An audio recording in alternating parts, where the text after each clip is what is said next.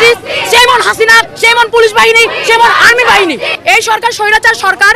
এই সরকার নিজের দেশকে যদি ভালোই বাসতো তাহলে এভাবে গণহত্যা করতো না, এবং সে এক প্রকার নিজের মনে এই দেশের প্রতি ঘৃণা নিয়ে মানুষকে হত্যা করছে। প্রধানমন্ত্রী বলছে যে প্রধানমন্ত্রী স্বজন হারানো বেদনা বুঝে, হ্যাঁ, এই বিষয়টা কিভাবে সম্পূর্ণ নাটক। সে যদি বুঝতো তাহলে আজকে এভাবে গণহত্যা করে স্টুডেন্টের রক্ত ফেলে তুমি আমার কি বোঝো? কি বোঝো তুমি আমার? আজকে আমার ভাইকে ফেরত দাও, আমার বোনকে ফেরত দাও, আমার ভাইকে ফেরত দাও, তাহলে বুঝবে তুমি স্বজন হারানোর বেদনা বুঝো। তাহলে কি তুমি তোমার স্বজন হারানোর বেদনাকে এই বাংলাদেশের উপরে রক্তের বন্যা দিয়ে কি অনুভব করতে চাও? বাংলাদেশের যে স্টুডেন্টরা মারা গেছে এদের রক্তের বন্যা দিয়ে কি উনি কি বাংলাদেশের সরকার কি সেটা অনুভব করতে চায়? এটা ওনার রাগ, এটা ওনার ক্ষোভ। উনি বাংলাদেশকে ভালোবাসেনি। ওনার যে কান্না ছিল, আমরা সব স্টুডেন্টরা এটাই বলি, ওনার কান্না টোটালি নাটক ছিল ভাই, টোটালি নাটক ছিল। উনি নাটকের জন্য অস্কার পাবে। আজকের বাংলাদেশের পুলিশরা হচ্ছে বেশধারী, পোশাকধারী সন্ত্রাস। আমি আর্মিকে বলবো, আর্মি সদস্যদেরকে বলবো, আমি একটা সময় জানতাম, আমি নিজের থেকে রেসপেক্ট করতাম আর্মিদেরকে। আজকে সেই আর্মিদেরকে আমরা কেন স্টুডেন্টরা, সাধারণ স্টুডেন্টরা ভয় পাবো? আমার প্রশ্ন এখানে, সাধারণ আর্মিরা কেন আজকে স্টুডেন্টদের পাশে না দাঁড়িয়ে কেন স্বৈরাচার সরকারের পাশে দাঁড়িয়েছে? আজকের বাংলাদেশের পুলিশরা হচ্ছে বেশধারী, পোশাকধারী সন্ত্রাস। যেই সন্ত্রাসের জন্য আমরা সাধারণ স্টুডেন্টরা আজকে কেউ নিরাপদ নয়, বাসায় বাচ্চারা নিরাপদ নয়, আমরা রাস্তায় নিরাপদ নয়, আমরা কেউ কোথায় নিরাপদ নয়। আমাদের অভিভাবকরা আজকে প্রতিনিয়ত, আমাদের গার্জিয়ানরা, অভিভাবকরা আজকে প্রতিনিয়ত আমাদেরকে নিয়ে চিন্তায় বিভোর থাকে, যেটা হয়েছিল যুদ্ধের সময়।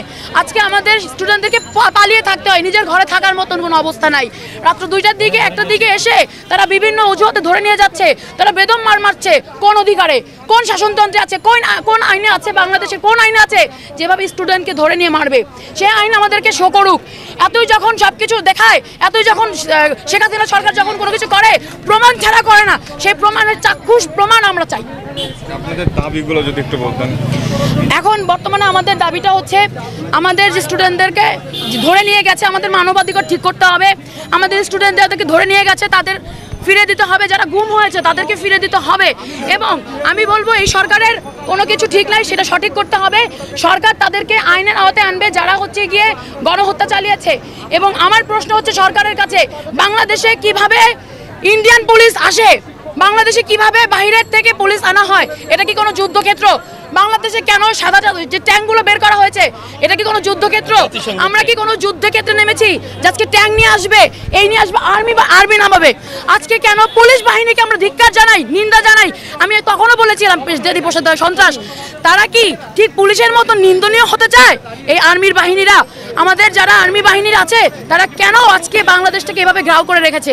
আর্মি হচ্ছে একটা সম্মানের জায়গা, প্রত্যেকটা দেশে আর্মিকে সবাই সম্মান করে, কিন্তু আজকে বাংলাদেশ আর্মি ট্যাঙ্ক নিয়ে নেমেছে। আপনারা দেখেছেন কেন? কিসের জন্য? আমাদের সাধারণ স্টুডেন্টদেরকে দমন করার জন্য। আমরা সাধারণ স্টুডেন্টরা দমন হব না, কোনোদিন হয় নাই। এই ছাত্র আন্দোলন কোনোদিন বিফলে যায়নি, ইনশাল্লাহ কোনোদিন যাবে না। আর আমি এখানে একটু কথা না বলি না, আমি বলবো যারা ঘরে বসে আছেন, যত আমাদের মা বাবারা বসে আছেন, গার্ডিয়ানরা যারা যারা আছেন, আপনারা দয়া করে একটু রাজপথে নামবেন। আপনাদের বুক খালি হয়েছে, যাদের খালি হয় নাই তাদের হতে বেশি সময় লাগবে না। কারণ এই সরকার কারোর দিকে তাকায় না। সরকারের এইখানে আমার সন্দেহ, সরকার কি আদৌ বাংলাদেশকে ভালোবাসে?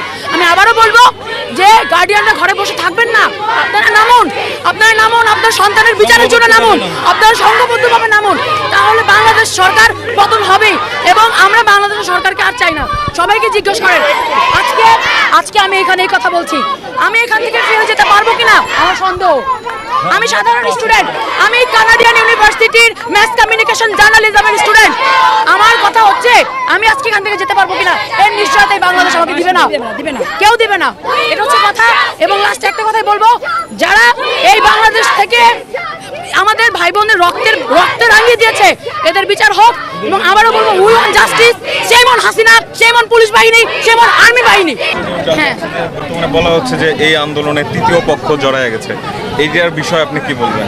এখন ব্যাপারটা হচ্ছে গিয়ে, একটা ব্যাপার হচ্ছে, আমরা যখন ওই বলে যে চিলে কান নিয়ে গেছে, আমরা কানে হাত না দিয়ে দৌড় দিই।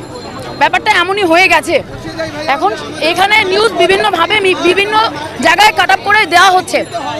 এখানে তৃতীয় পক্ষ বলতে কি, অনেকে আমাদের গ্রাম্য একটা প্রবাদ আছে, ঘর পোড়ার মধ্যে মানুষ আলু পোড়া দেয়। সেই ঘর পোড়ার মধ্যে আলু পোড়া যদি কেউ দিয়ে থাকে তাদের ভুল। কিন্তু এখানে আমরা যারা জড়ো হয়েছি, আমার জানা মতে এখানে আমরা সবাই স্টুডেন্টরা আছি, এবং এই ব্যাপারটা যে বলেছে সে বিভ্রান্তিতে ফেলার জন্য বলেছে, সে বিভ্রান্তিতে ফেলার জন্য বলেছে, সে আমাদের মুড আমাদের মাইন্ড অন্যদিকে ডাইভার্ট করার জন্য বলেছে। এই ধরনের কোনো কথা আমরা আসলে এখন পর্যন্ত শুনি নাই। আমরা এখানে যারা যারা আছি সবাই আমরা হচ্ছে কানাডিয়ান ইউনিভার্সিটির ঢাকা